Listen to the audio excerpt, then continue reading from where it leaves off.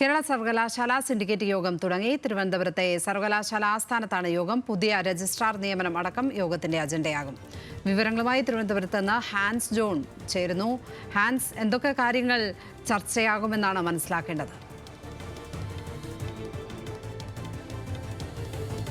ലക്ഷ്മി പത്മ, ഇന്ന് ചേരുന്ന സിൻഡിക്കേറ്റ് യോഗത്തിൻ്റെ ഏറ്റവും പ്രധാന അജണ്ട ഇന്ന് കാലാവധി അവസാനിക്കുന്ന രജിസ്ട്രാറെ നിയമിക്കുക, അല്ലെങ്കിൽ പുതിയ രജിസ്ട്രാറെ നിയമിക്കുക എന്ന് തന്നെയാണ് സിൻഡിക്കേറ്റ് യോഗത്തിൻ്റെ പ്രധാന അജണ്ട. കാരണം നിലവിലെ രജിസ്ട്രാറായിട്ടുള്ള KS അനിൽകുമാറിൻ്റെ കാലാവധി ഇന്ന് അവസാനിക്കും. കഴിഞ്ഞ 4 വർഷമായി കേരള സർവകലാശാലയുടെ രജിസ്ട്രാറാണ് ഇദ്ദേഹം.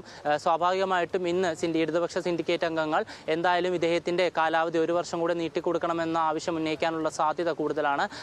ഇത് മാത്രമല്ല, ഇതിനോടൊപ്പം തന്നെ ഈ ആവശ്യത്തെ വൈസ് ചാൻസലർ നിരാകരിക്കാനുള്ള സാധ്യതയും തള്ളിക്കളയാനാവില്ല. കാരണം നമുക്ക് ലഭിക്കുന്ന വിവരങ്ങൾ അനുസരിച്ച് ഒരു ഇടതുപക്ഷ അനുഭാവം കാണിക്കുന്ന ഒരു വ്യക്തിയാണെന്നുള്ളൊരു ആക്ഷേപം ഇദ്ദേഹത്തിനെതിരെ, രജിസ്ട്രാർക്കെതിരെ നിലവിൽ ഉയരുന്നുണ്ട്. കാരണം പല ഉത്തരവുകളും VC-യുടെ പല ഉത്തരവുകളും രജിസ്ട്രാർ നടപ്പിലാക്കാത്ത ഒരു സ്ഥിതി കഴിഞ്ഞ ദിവസങ്ങളിലെല്ലാം കേരള സർവകലാശാലയിൽ ഉണ്ടായിരുന്നു. ഇത് പ്രധാനമായും കഴിഞ്ഞ കുറച്ച് ദിവസങ്ങളിലായി ഇവിടെ സർവകലാശാല ആസ്ഥാനത്ത് SFI പന്തൽ കെട്ടി സമരം നടത്തുന്നതിൻ്റെ സാഹചര്യത്തിലാണ് ഇത്തരത്തിലുള്ള ഒരു ആരോപണം ഉയർന്നത്. ആ ഒരു സാഹചര്യത്തിൽ VC പ്രധാനമായും ഈ ഒരു കാലാവധി നീട്ടി നൽകുന്നതിനെ നിരാകരിക്കാൻ അല്ലെങ്കിൽ നിരസിക്കാനുള്ള ഒരു സാധ്യത കൂടുതലാണ്. പക്ഷേ ശക്തമായ രീതിയിൽ തന്നെ ഇടതുപക്ഷ സിൻഡിക്കേറ്റ് അംഗങ്ങൾ ഇദ്ദേഹത്തിൻ്റെ KS അനിൽകുമാറിൻ്റെ കാലാവധി നീട്ടി നൽകാനുള്ള ആവശ്യവും ഉന്നയിക്കും. ഇതിനോടൊപ്പം തന്നെ അജണ്ടയിൽ മറ്റ് കാര്യങ്ങളുള്ളത്, മുൻകാലങ്ങളിൽ സർവകലാശാലയിൽ ഉണ്ടായിരുന്നത് പോലെ തന്നെ 1ാം റാങ്ക് ലഭിക്കുന്ന വിദ്യാർത്ഥികൾക്ക് കോൺവെക്കേഷൻ അടക്കം നടത്തുന്ന പരിപാടികളും അജണ്ടയിലുണ്ട്. പക്ഷേ പ്രധാനമായും രജിസ്ട്രാറിൻ്റെ കാലാവധി നീട്ടി നൽകുന്നതാണ് സുപ്രധാന അജണ്ട.